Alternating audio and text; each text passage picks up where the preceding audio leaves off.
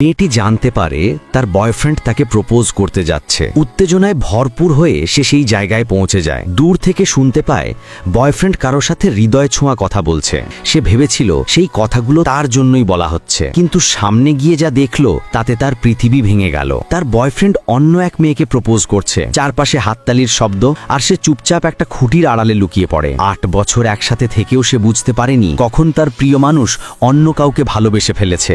আরও অবাক হলো যখন জানল সেই নতুন মেয়েটির নামও তার মতোই। তখনই বুঝল সে আসলে তার বয়ফ্রেন্ডের প্রথম প্রেমের ছায়া ছাড়া কিছুই নয়। বন্ধুর মুখে শুনল তার প্রথম প্রেম ফিরে এসেছে, তাই পুরনো সম্পর্ক শেষ করা উচিত। বয়ফ্রেন্ড একটুও না ভেবে রাজি হয়ে গেল।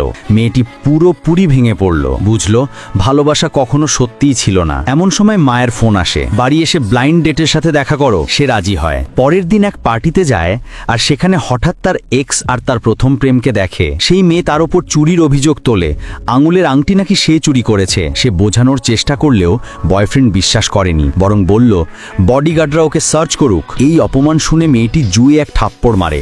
আমাদের প্রতিশ্রুতি এখানেই শেষ। বয়ফ্রেন্ড বলে, আমার ছাড়া তুমি বাঁচতে পারবে না। ঠিক তখনই তার ব্লাইন্ড ডেট প্রবেশ করে। সে মেয়েটিকে বলে, আমি চাই তুমি আমার কোম্পানিতে চিফ অ্যাসিস্ট্যান্ট হও। সবাই অবাক হয়ে যায়। তার কোম্পানি ইন্ডাস্ট্রি নাম্বার 1। কারো মুখে যখন তার নাম উচ্চারিত হয়, মেয়েটির কাছে নামটা পরিচিত লাগে। সে জানতো না এটাই সেই মানুষ যাকে মা দেখা করতে বলেছিল। এক্সের বাবা বলে, এই মেয়ের কন্ট্রাক্ট শেষ, চাইলে তুমি সাইন করিয়ে নিতে পারো। এক্স বলে, না, আমি রিনিউ করেছি। ব্লাইন্ডেড বিন্দুমাত্র পরোয়া না করে ঘোষণা দেয়, আমি নিজে তার breach of contract fee Dev.